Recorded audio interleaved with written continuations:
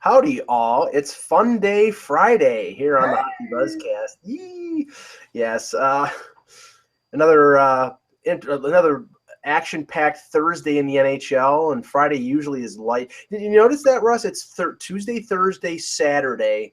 Sundays, usually there's maybe 4 or 5 games, but yeah, Mondays and Fridays, there's usually about 2 games. If you look at the schedule this week, Monday had 2 games, Wednesday had 3 games, Friday had 2 games, and Tuesday, Thursday had 12 each, and Saturday has 12.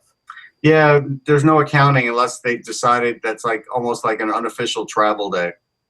Either that or it's sort of agreed upon with the NBA that the NBA is doing Monday, Wednesday, Friday. So yeah, they stay out of, building situations. Yeah. I mean, that would make sense, but, and I guess it would make sense. Although speaking about building situations, I don't know if you heard about the 76ers game the other day that got canceled. And, it turns out it was water coming up from the ice, or at least that was the thought, the moisture. But as it turns out, it was really the facilities team not turning down the thermostat in time. So there was too much humidity in the arena, and that caused the problem because it was a warm day. It was like a 60-something degree day, which is unusual. And it was as simple as if somebody would have turned down the thermostat a few hours before, it would have been okay. Yeah, because I know, and the only way I know this is by being in the press box. When on a Saturday night in Toronto, when there was a Sunday afternoon Raptors game, and literally right after the cameras go off for Hockey Night in Canada, and the cleaning crews are cleaning the stands, the people go on the ice and they put on this layer of, it's like a buffer layer between the basketball floor and the ice. Yeah, and it's plywood. Usually it's plywood or something that would, I don't know if it would something that would soak up the water. Probably not, because they'd want it to keep it separated. But they put that it's like a plywood with a backing on it. That's what it is. Yeah, they put that layer in between it so that wouldn't happen. I'm thinking when I heard that, like somebody forgot the plywood. Right. But anyway. They didn't. It was a matter of temperature. Yeah. Well. Oh boy. Okay, let's get started here. Let's start the show. Hello, Hockey World. Today is Friday, December 2nd, 2016. I'm Russ Cohen from Sportsology. And I'm Michael Lagello, and this is the Hockey Buzzcast here on HockeyBuzz.com. As I said, there were 12 games in the NHL last night. We'll touch on some or all of them, and Eklund should be with us in the second half of the show. Last night, Russ, I paid particular attention, even though it wasn't his first game back. His first game back was Tuesday in Ottawa, right, and he scored a goal and an assist in a 5-4 victory over the Senators. But Jack Eichel, with the Sabres trailing 3-2, ties the game, and then on a sort of fluky goal late in the third period, gives the Sabres the lead and the win 4-3 over the New York Rangers. I watched some of this, and first of all, I have to say this because it irked me. Sabre fans, stop booing Jimmy Vesey.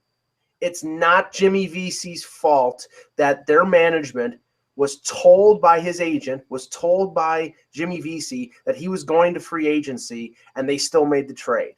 Right. It's not his fault. He's having a good year. I understand maybe you're a little miffed because you were given some misinformation.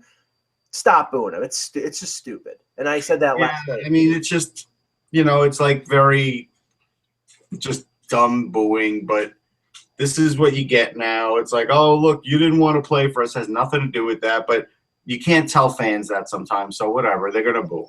And I said the same thing. I predicted the same thing would happen when Stamkos came to Toronto the first time, that Toronto fans were going to be miffed that he didn't sign with them. I thought that was immature too. I knew it was going to happen, but I thought it was stupid that it did happen. But anyway, let's get to the game. Like I said, the Sabres win 4-3. This is the thing with Buffalo. I thought coming into the year that they had an outside chance of making the playoffs. They needed basically everything to go right. In the first 20 games, not everything has gone right, but they're still, on the periphery of having a chance to make the playoffs. But right now, I think the thing that's going to hurt them the most, Russ, is the fact that they're not getting consistency out of their blue line. And they had to play Anders Nielsen again last night because Robin Leonard's still hurt. Yeah, and they played a good game, though. They look, I mean, Matt Zuccarello's skate scored that second Jack Eichel goal, but Eichel was right around there, and he was wreaking havoc. The Rangers defensemen were definitely having trouble with Eichel. Eichel was engaged. Eichel is, without question, the most important guy in that team, the leader. That team is going to run or not run with or without Jack Eichel. Like, that's where they're at right now. You know, when Jack Eichel gets the puck passed to him or he sets up somebody, then Evander Kane looks a little better. So things went well for him. I think Nielsen made some big saves when he had to. I think look, Clendening, you know, we talked about him the day before, he gets an assist, but then he could have had 2 holding calls, but he did have 1 holding call late in the game, and, of course, Eichel made him pay on that with the first goal. And so that's the problem with Adam Clendening. Everybody's wondering, like, why isn't he in the lineup? His possession metrics are good, and he gets points. He gives up points, too. And the problem was that second penalty, or what actually his first penalty, but what could have been his second, with the worst possible timing. The Rangers had the lead. There was like 7 minutes to go in the game, and the game flipped on a dime like that. And those are the kinds of things, unfortunately, when you are like a 7th defenseman, when you have those things happen, you're going to be back on the bench, and he's back on the bench. Yeah, and you know, like I said, it was almost prophetic that we were talking about, you know, the Rangers and how, you know, how they're putting this, you know, the Clendening is, I think, has been, as you said, a 4A player or a borderline 7th defenseman. And guys like Klein, who is a free agent, I think it's after next year. Right. But overachieved last year and was one of the reasons, you know, like he has a little under $3 million salary and he played like a $5 million defenseman last year. Now things have sort of come back down to earth a little bit, but there's a difference between, like, okay, now you're back to being the bottom pairing guy that everybody thought you were going to be, to being scratched in favor of Adam Clendening and Nick Holden. And that's, I mean, maybe there's an injury here we don't know about. Maybe he's just struggling and Alain Vigneault is giving him a break. But, you know, come on, the guy's got to be in the lineup. I don't get it. He does, and he is back in the lineup now. And so this was just like a one-game penance. And I guess the Rangers got to look at what life without Kevin Klein is like. And you know, he's important. He has gotten like 27 points the last 2 years, though. He's actually been very consistent on points. I think he's got 6 or 7 this year. So it's easy to sort of marginalize a guy like that, but he has had important goals and he's had important moments. And at that salary, that's where he becomes very valuable. And now the next contract, okay, you know, you got to see what the next contract bears out. That may be one that you don't want to pay because you're paying too many guys. But right now, that salary is everything. Yeah, depending on how long of a contract he wants. If he wants a 4-year deal and he wants over $4 million, then all of a sudden his being, you know, economical, that ends. And Yeah. and I believe he's 28 or 29 years old, something in that age range. You know, you know, so now just on this game, because it involves the Sabres. Yeah, I was talking to a couple people regarding, you know, the Sabres and the Maple Leafs are sort of on a similar track. Yep. And you know, the Sabres should be a year ahead because, you know, Eichel's in his second year. They've got O'Reilly as a number 2 center. Ristolainen has about as much experience as Morgan Riley. You know, they're on the same track. They have a lot of similar type players, and I know that some observers in Toronto believe that the Leafs are ahead based on how the Sabres have played. But obviously, Eichel's been out of the lineup. I look at it right now, and I still think the Sabres are a little bit ahead, even though I think the Leafs maybe have their number 1 goaltender and the Sabres don't. Because I think the Sabres defense, even though that's a weak spot for them, is better than the depth on the Maple Leafs blue line. Well, what do you think? Yeah, I think that's fair, and Ristolainen looked good, and I think McCabe is going to be a nice defenseman, and you know he's probably a second pair guy, and I do think that. And Brendan Gooley's not that far from the NHL now. He's really been moving up the charts for the Sabres. We just talked to Kevin Devine on the on Hockey Prospect Radio about him, so if people want to listen in. But he's really developing quickly, and he really has a lot of offensive potential too. So I think there is more because they started collecting or drafting or watching defensemen earlier than the Leafs did in this rebuild. And so they have that little bit of an edge. The Leafs have a little bit of an edge in net right now, but they have a little bit of edge in the blue line. So it's hard to say, but I think you could say the Sabres are a little bit ahead. I think that's fair. Yeah. And I mean, somebody was making a point because the Leafs played Edmonton on this Western Canadian road trip, and how if the Leafs were playing Edmonton or playing Vancouver all the time, that it would be, a significant rivalry, especially Edmonton with McDavid, the McDavid-Matthews factor. But that the real rivalry could be Buffalo versus Toronto with Matthews versus Eichel, American players, centers. They'll probably be in the next. I think they're all going to be rivalries. Like, why is one have to be the premier over the other? I think frequency. I think the fact that they're going to play the Sabres at least 4 times, maybe 5. I mean, Sure. They're only going to play Edmonton twice, once at home, once on the road. Right. Unless they switch divisions around and there's an all-Canadian. Yeah, that's the thing. You never know what's going to happen down the road. Yeah. I mean, for years, the Rangers would play the Red Wings, and then for years, they didn't play the Red Wings, and now they play them all the time again. I mean, it's just that's the way the alignments go. So I think that's always going to change. Boston Bruins win a 2-1 shootout victory over the Carolina Hurricanes last night. Shut it. Okay. Torrey Krug ties the game late in the third period after the Hurricanes had led much of the game. They scored a goal in the second period. Noah Hannafin scoring his second goal of the year. They go into the shootout, and now my phone is ringing. So we talked about the Hurricanes earlier in the week, and the problem with them right now is, I mean, they're getting great goaltending out of Cam Ward, and he played great last night. But the absence of Jordan Staal really exposes the lack of depth on that team.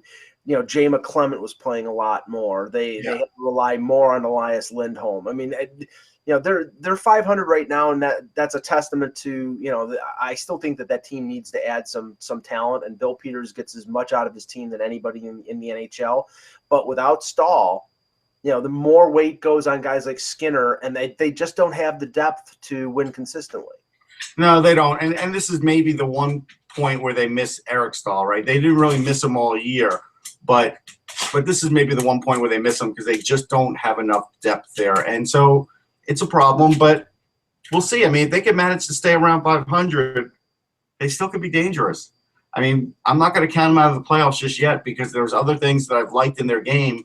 Like I said, I like Aho. Skinner's good. I like their defense. Guys like Slavin have really played well. Even Ward's played well, and I was a big detractor of Ward last year, but he's gotten on track this year.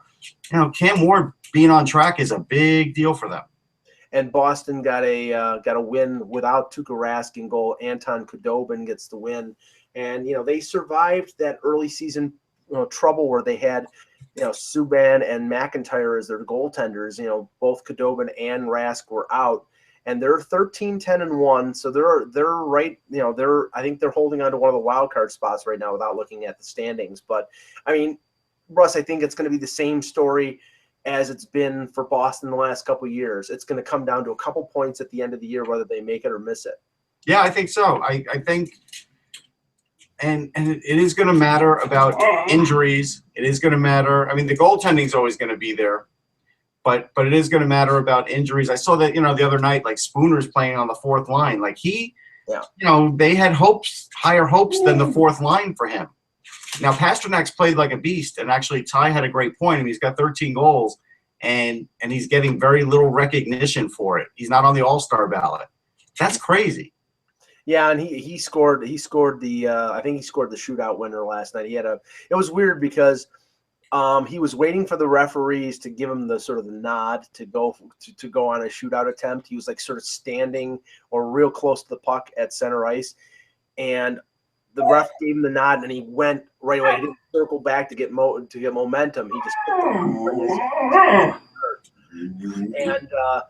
and Keep talking. I'm going to take care of this. Okay. So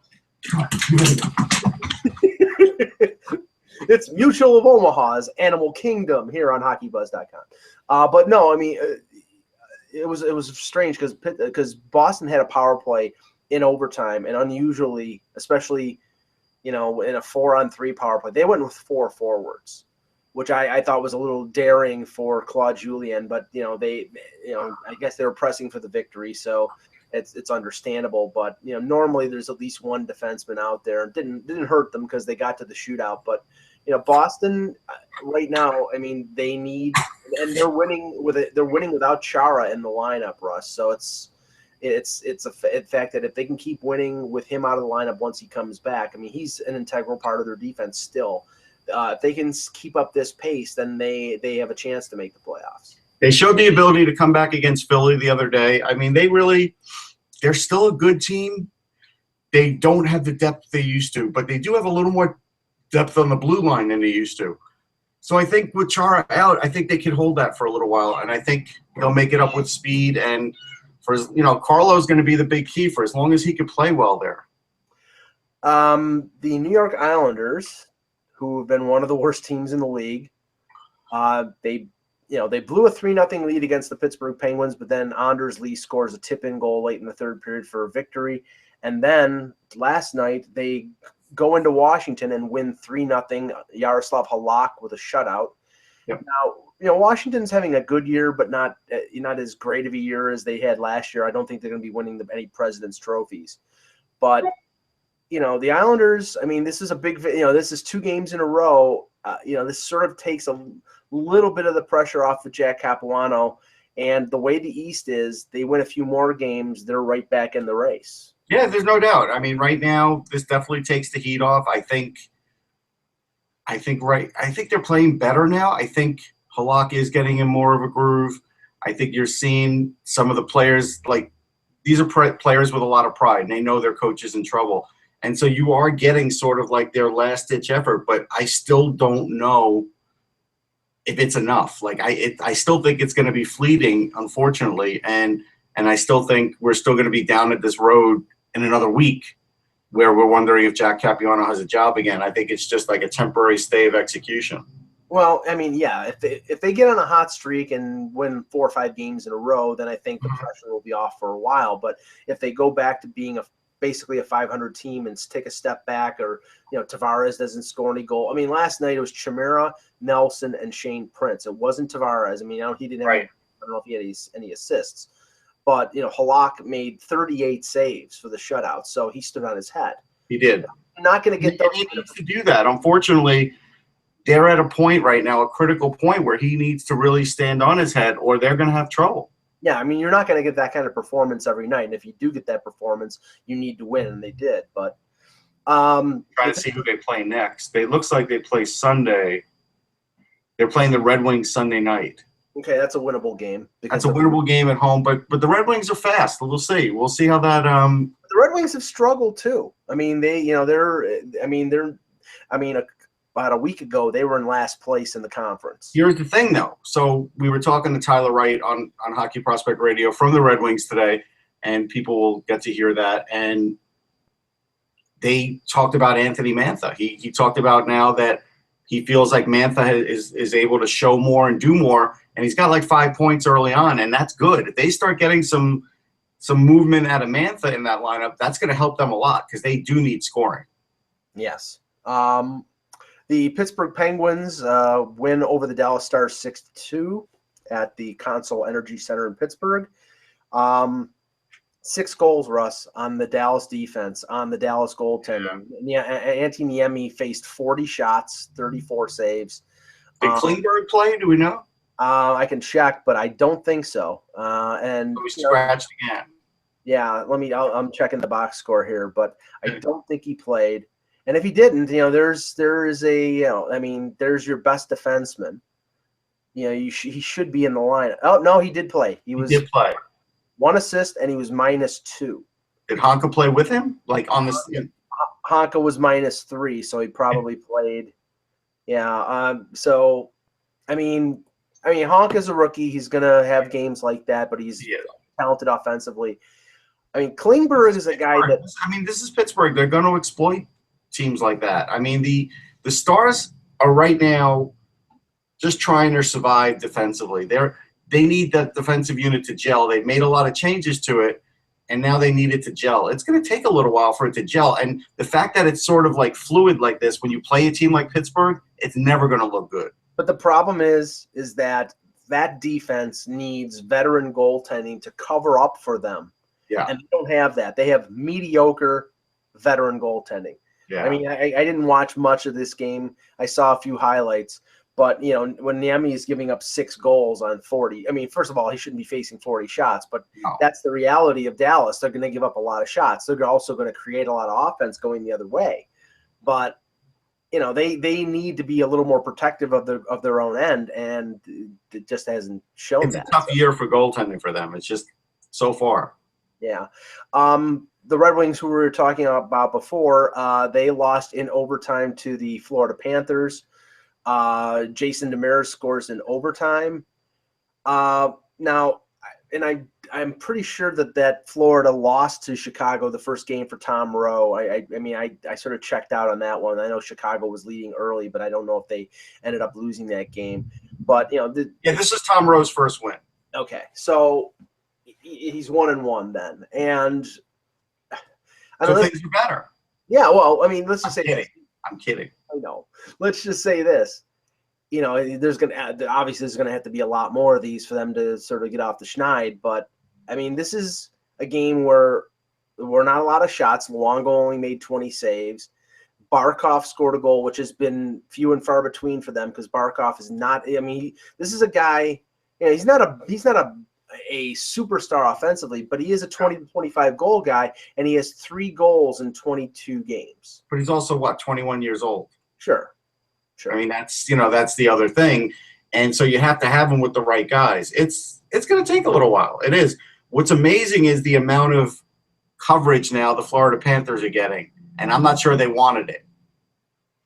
Well, I mean, yes. And the thing is, it's right. You know, let's not use the Donald Trump rule that, you know, all good media attention or all media attention is good.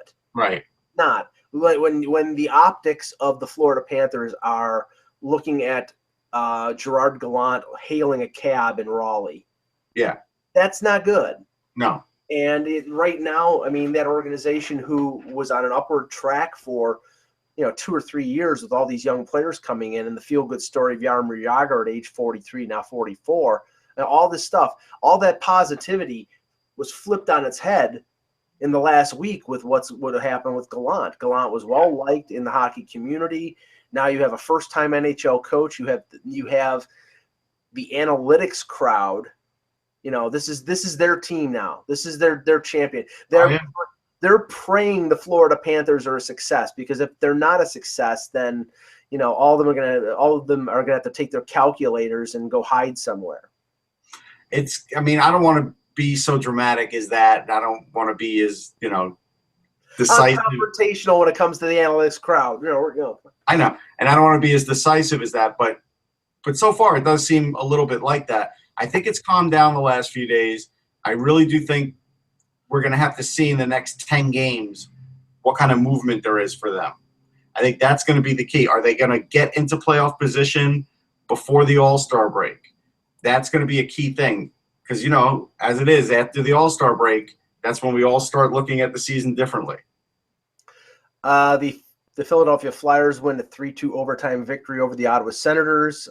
Mike Condon was in goal for the Senators. Craig Anderson was taking another leave of absence to take care of his wife, Nicole, who was battling cancer.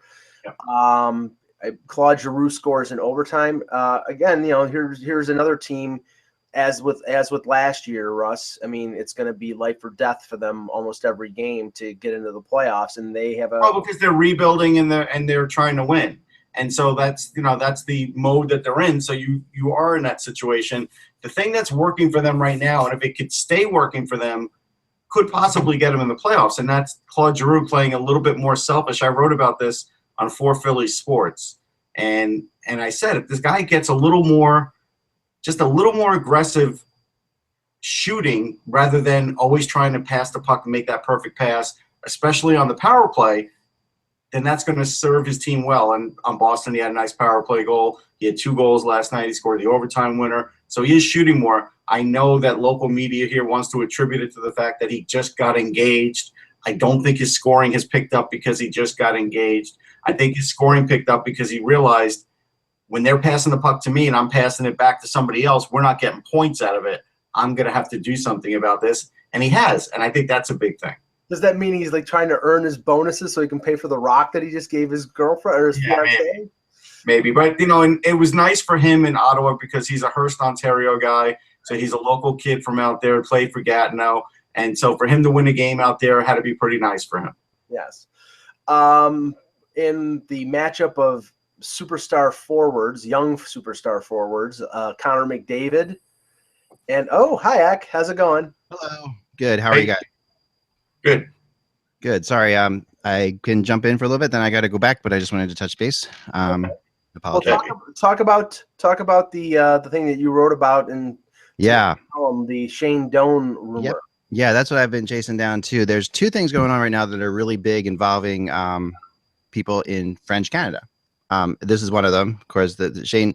Now we'll start with that one. So Shane Doan, as we all know, is a total family person and always has been a family person, right? And wants to, he'll do nothing that isn't okay with his family. And for years, people have tried to get him out there. Mike Fisher's good friends with him. Mike Fisher's tried to get him to come to Nashville for a long time, and that that just didn't seem to fly. Shea Weber's good friends with him too, apparently, and he's in Montreal now. But beyond that, there were words that started to come out over the last couple of weeks. I don't know who reported it. Somebody reported that he might actually be willing to waive his no trade clause this year for the first time in a long time, or forever, to basically go and try to win a Stanley Cup.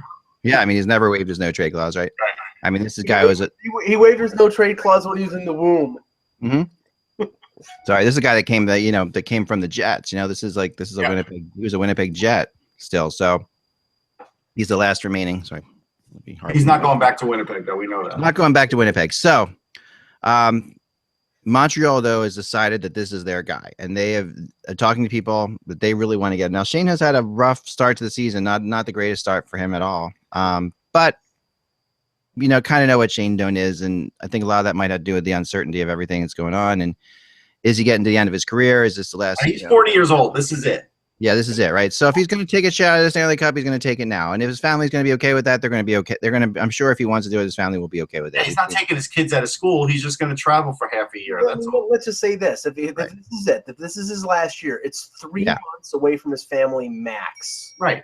Right. If he goes to the trade deadline. But the Canadians really want to make this happen sooner than the Canadians are trying. I think everybody knows that Shane will waive his no trade clause to go somewhere at the deadline. But the question is, even though no one's officially said that, but everybody is assuming it, that he wants to take a shot and his family will be okay with him taking a shot.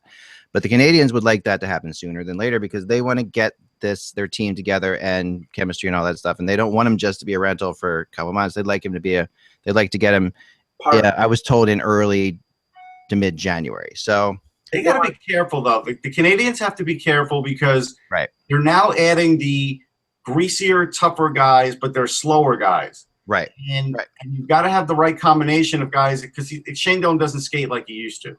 And so you have to have the right combination of guys like that. Otherwise, you're going to end up with one big, slow, tough line that you're not going to be able to use for the regular season. For the playoffs, you will, but not for the regular season. But, Russ, the thing is, I think the Canadians are looking at the fact that Arizona, A, could retain salary on Doan. Mm-hmm. B, they probably won't have to give up a ton to get him because, the Coyotes will probably want to do, the guy who's been with them and been loyal to that franchise for years a favor. They'll get a draft pick. They'll get a good prospect. They'll get something like that. But they're not going to have to trade a Juleson or probably like Michael McCarron. I bet you that's or Jakob de la Rose or somebody like that. They'll have to trade a secondary prospect and maybe a draft pick to get Doan instead of going out and having to trade a first-round pick to get a Martin Hansel or somebody like a high echelon. And it makes sense to get him earlier because they want to get him to settle with the team, like say at the All-Star break. And not be that late addition like Thomas Vanek was, who had trouble adjusting late in the year with Montreal. Well, like, what's Shane Doan now? Are you even putting him on the power play? I don't know. This is Michelle Therrien, you know, so it's Front of the net. you know, like I'd see. Remember how? Yeah, I remember how long he played Gianta, you know, like and how many minutes he played Gianta when Gianta was at a similar stage in his career.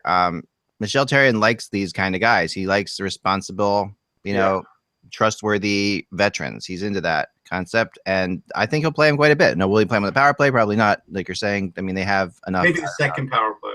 Yeah, and this is a team, you know, that you know, if you're Shane Doan, you're like, okay, they have a definite shot. I mean, they've got Carey Price, they've got a solid, you know, they're doing well. They've got a shot at the Stanley Cup. So they've got a mix of old and young. Like Plekanec's not getting any younger either. Right. So there's a weird mix of guys who want to win now, and then up and coming players, and then maybe the best goalie in hockey. And so it is a weird mix. Right. But it could be a mix that wins. It could be.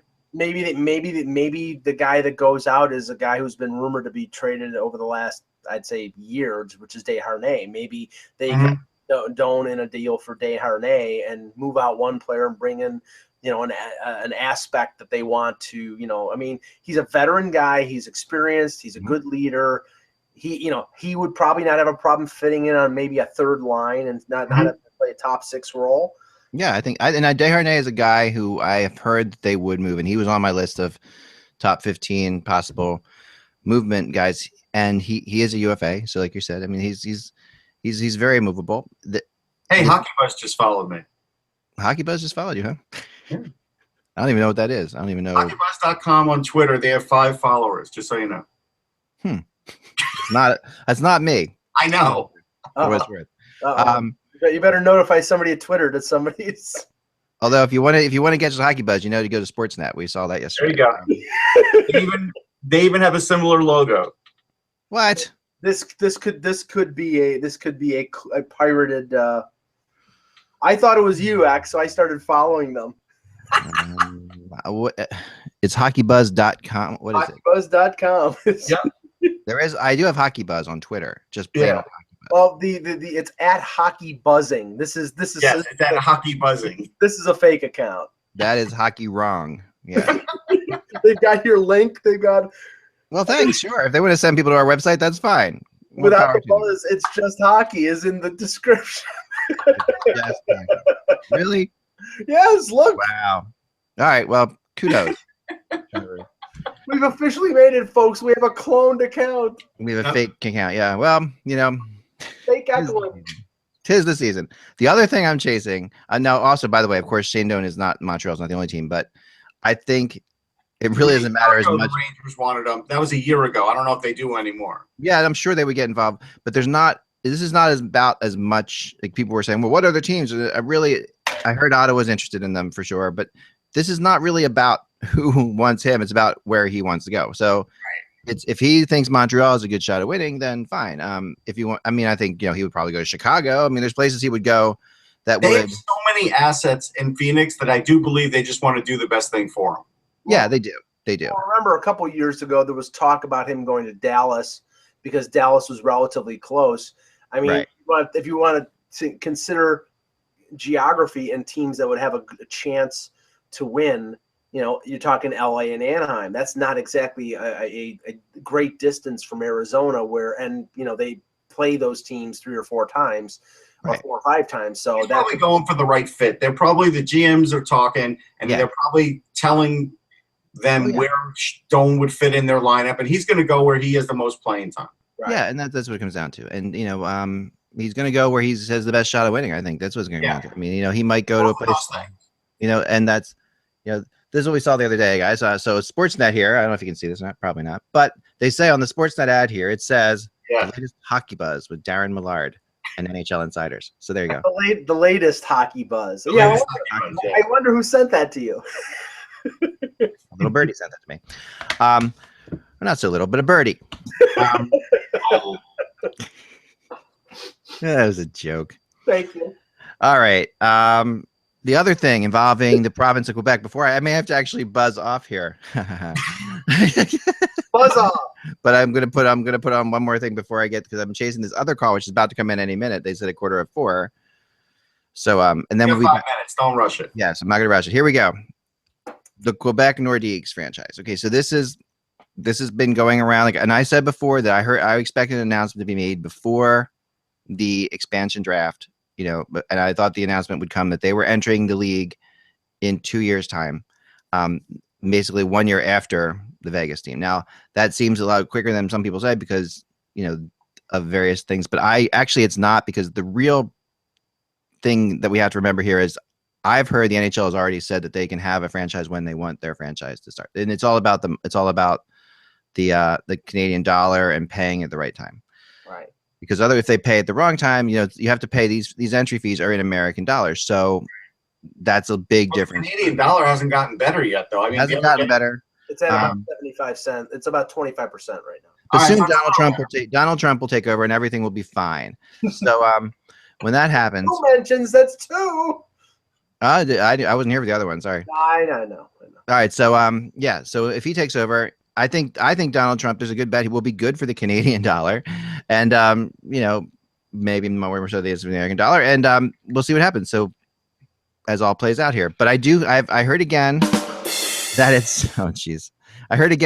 sounds as if that's going to happen, that we're going to hear about the announcement of the Quebec team, that they're going to come in 1 year after the Vegas team, and okay. It's really up to them, but it sounds like that's when they want to come in. It sounds like they don't want to come in any further than that. And this brings me to my next topic of discussion, which I really want to do a whole show on, but I have come up with the ultimate, if we have 32 teams, the ultimate playoff scenario.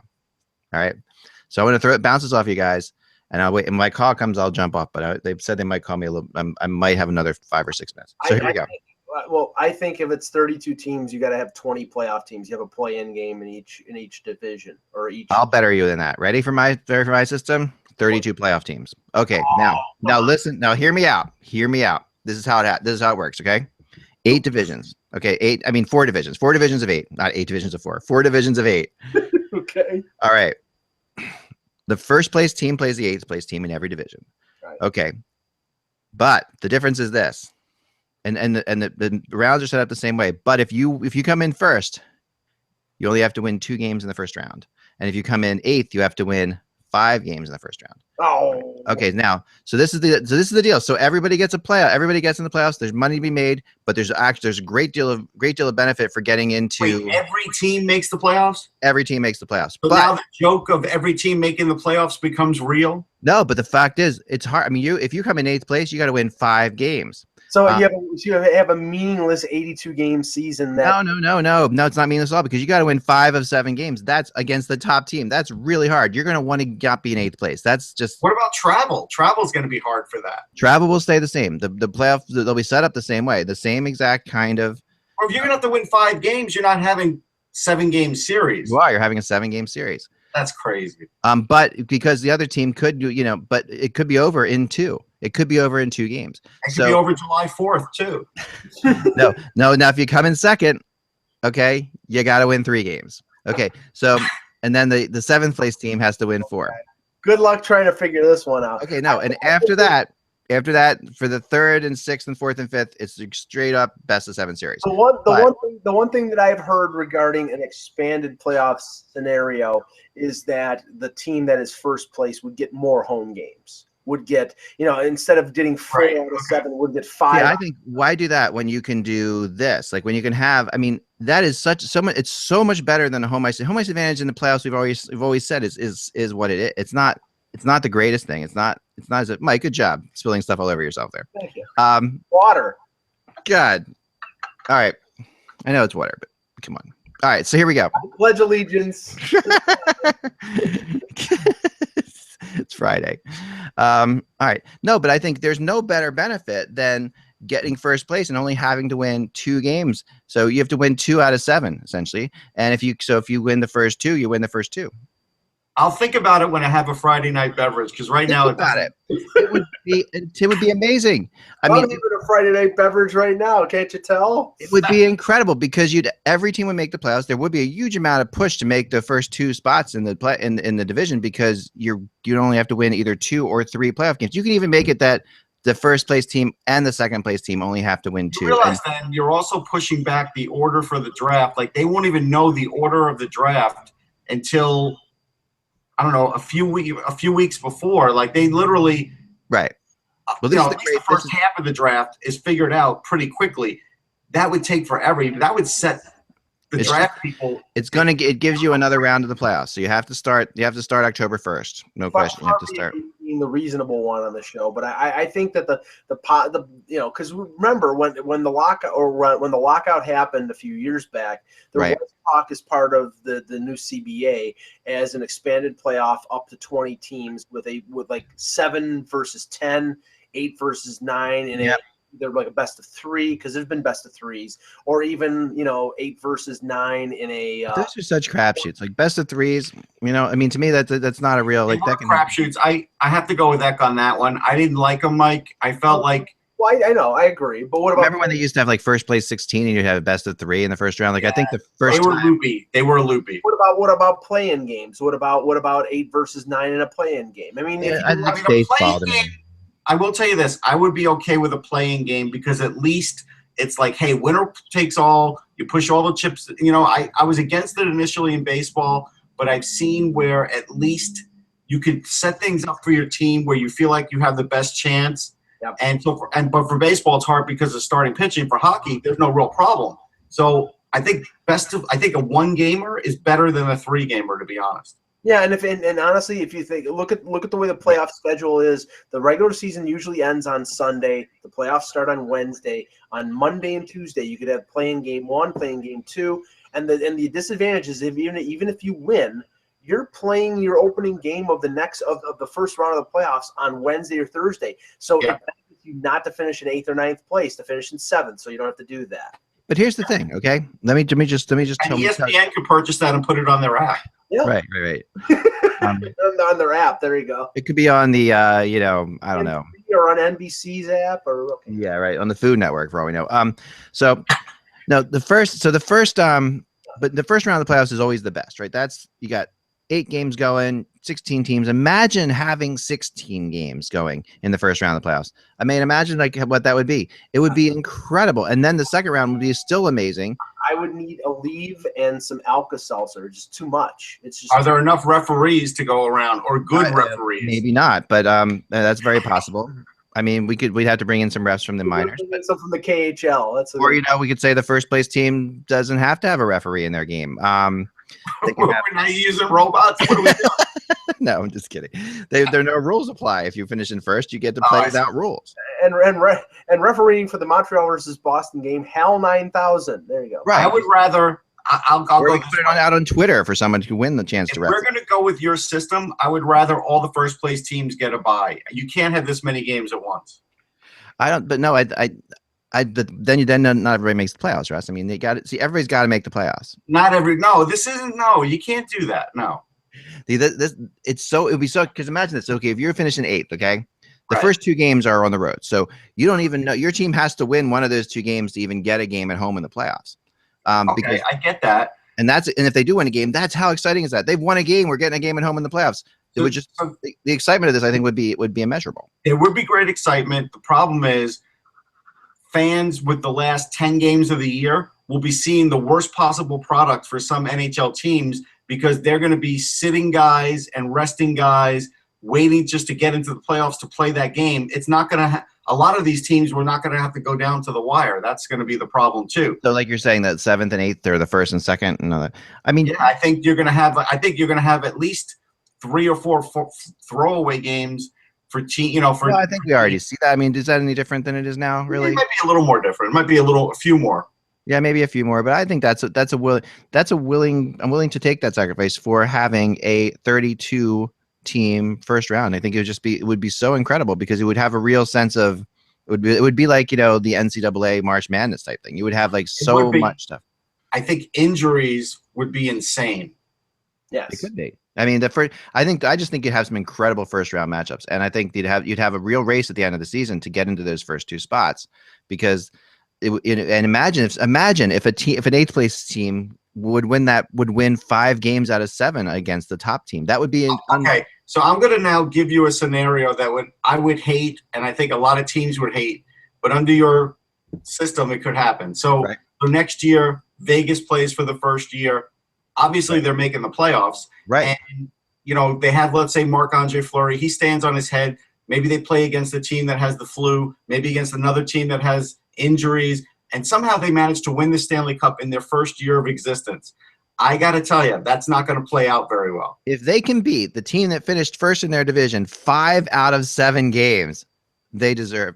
Anything's possible. Actually, 5 out of 6 games, essentially, because they can't. But what if they go through a season and let's just say their record is 20 games under 500? Yeah, but they're making the playoffs. They're making the playoffs. They're going to be horrible, but you want them to make them making the playoffs. I mean, how much would you watch that? If so, say they're against, I don't know, for some reason they're in the same division as San Jose, and San Jose is one of the best teams in the NHL. All right, so the first round. Do you tell me you're not watching that first night of San Jose? Yeah, Vegas? But let's say Joe Thornton trips over his beard and something else happens, and these injuries. Like I'm just saying, they could. Well, I know. Or Brent Burns trips over his bad suit. Yeah. Or the players decide to gamble too much when they get back to Vegas. And they could have a horrible regular season and win a Stanley Cup in their first season. Yeah, but I'm telling you, that would not play out well. If they deserve that, if they can beat that first team 5 out of 6 games, I mean, that's unbelievable. I'll tell you who will like your system are the Vegas odds makers, because they would get a lot more action on NHL games. There's not even a question in my mind. Oh yeah, I tell you who likes my system. Everybody watching this. Everybody watching this, except for you two jerks, loves this system. Everyone, they think that this. They think, because everybody's watching it, so like, wow, they're starting to see it in their head how this would play out. I mean, imagine the brackets that you'd set up and stuff like that. Imagine the just that first night of, wow, my team. They only have to win 2 games. Talk about choking. Can you imagine? Yeah, so now, like the center ice package for the last month of the season, instead of $4.99, it'll be 99 cents, because that's what it'll be worth.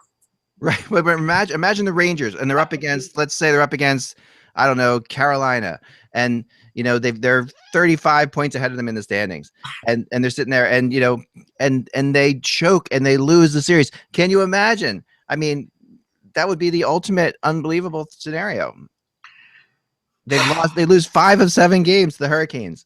That's what this is. So you don't just have to win 1 or 2 games on the road to win the series. You have to win 3. That's what They'd have to win 3 games on the road. The 8th place team would have to win 3 games on the road to win the series. If I had a magic 8 ball, I would ask it, but otherwise I'm out. Anyway, I might be wrong, but I think that you might be. I mean, I can see all the problems with this too, but I also know that this is the damn good idea. And I think that if the NHL is listening today, I would like to propose this at the next Board of Governors meetings. Folks, we have to say that we ended the week on a bang. I will say this. We have to have a 30-second team before we can do any of this. if you do get to the Board of Governors meeting with this, yes. I would like to see you do a color-coded chart for this, because that's a lot of colors, man. I can do that. I will do a color-coded chart for you next week, Russ, that we will on this show. I will bring it up. Okay? I promise you. Okay. All right? I look forward to that day. Thank you for helping us and supporting us on patreon.com/hockey. Thanks for watching the show. We really appreciate it. Next week, we'll have some Patreon shows for you, I promise. And make sure on Patreon you get your little your Skype or Google thing to me, so I can do a hangout with you, because I want to talk to all of you who support us. And we'll be back on Monday, at which time over the weekend, I promise you're going to think about this. All of you who are watching this, you're going to think about this scenario. You're going to be like, wow, Eklund is right. That he knows exactly what he's doing. He's going to create the most incredible hockey spectacle in a pro sport that has 32 teams in the playoffs. That's just one less round than the field than the NCAA tournament. And then what lack of sleep does for you, folks. Remember, without the buzz, it's just hockey. We'll talk to you soon.